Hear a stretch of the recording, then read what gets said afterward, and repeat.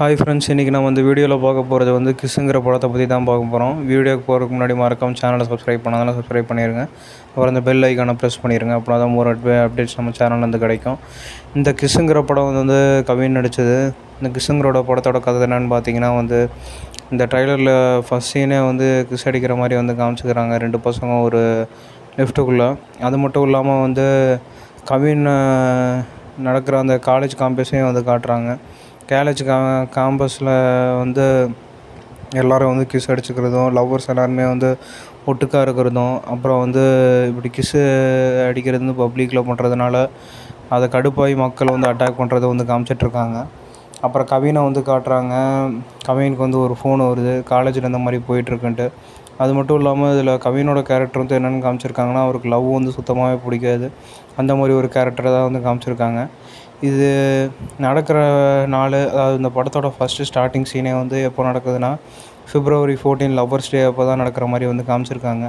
அப்போ நம்ம கவினுக்கு சுத்தமாக லவ்வே பிடிக்காது, லவ்வை வெறுக்கிற ஆள்.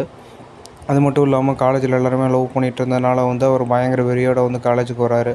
அந்த லவ் பண்ணுறது எல்லாத்தையுமே ஸ்டாப் பண்ணி, இந்த மாதிரி கப்புள்ஸாக இருக்கணும் எல்லாத்தையுமே தடுத்து போய் உன் வேலையை பாருங்கடா அப்படின்னு சொல்கிறதுக்காகவே வர்றது மாதிரி காமிச்சிருக்காங்க ட்ரெய்லரில்.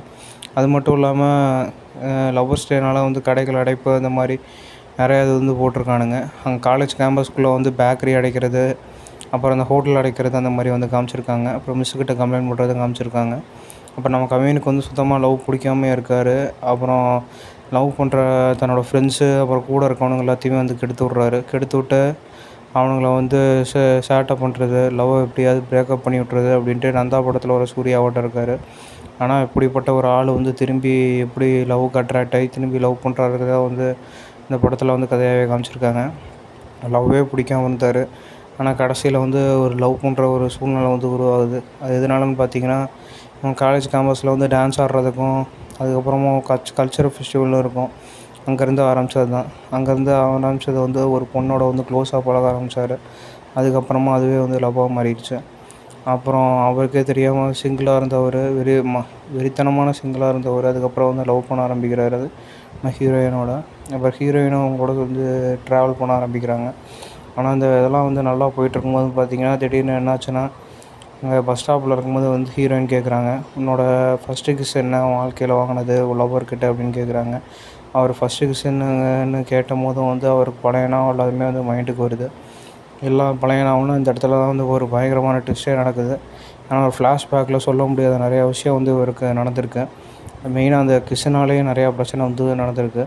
இவருக்கு மட்டும் கிடையாது, இவர் வாழ்க்கையில் கடந்து வந்த எல்லா ஃப்ரெண்ட்ஸும், அப்புறம் இவங்களுக்கு தெரிஞ்சவங்க எல்லாத்துக்கும் அந்த கிஸ்ஸுனால தான் பயங்கர ப்ராப்ளமே நடந்திருக்கு. அது எல்லாத்தையுமே நடந்ததுனால தான் இவர் சிங்கிளாகவே இருந்திருக்கார், லவ் பண்ணாமல். அது எல்லாத்தையுமே யோசிக்கிற மாதிரி காட்டுறாங்க. ஹீரோக்கு அந்த ஃப்ளாஷ்பேக்கில் வர ஃபயர் ஆக்சிடென்ட் முக்கியமான இவங்களோட ரப்பரை இழந்திருக்காங்க. அது ஃப்ளாஷ்பேக் கதையாக இந்த படத்தில் காட்டுறாங்க. அப்புறம் ஹீரோ அந்த ஃப்ளாஷ்பேக்கை மறக்கிறதுக்காக தான் சிங்கிளாகவே இருந்திருக்காரு.